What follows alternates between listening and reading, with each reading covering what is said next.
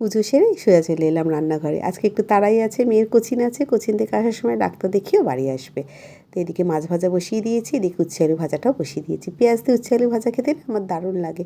পাবদা মাছ ভাজা হয়ে গেছে, তুলে নিলাম। বেগুনটাও ভেজে নেব।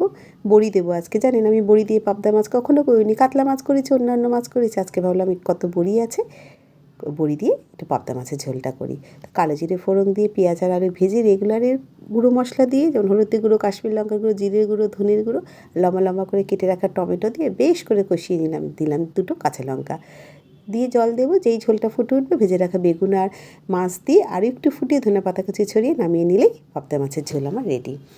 লাঞ্চ মেনুটা তোমার সাথে একবার শেয়ার করে নিই। এখানে আছে গরম গরম ধোয়া ওঠা ভাত, তার সাথে আছে পেঁয়াজ দিয়ে উচ্ছে আলু ভাজা, সঙ্গে আছে সালাড, আর আছে বেগুন আলু বড়ি দিয়ে পাবদা মাছের রসা। এই হচ্ছে আমাদের আজকে লাঞ্চ মেনু। তোমরা কে কী খেলে কমেন্ট করে জানাতে ভুলো না। যদি ভিডিওটা ভালো লাগে তাহলে একটা লাইক করো, কমেন্ট শেয়ার ফলো করতে ভুলো না কিন্তু।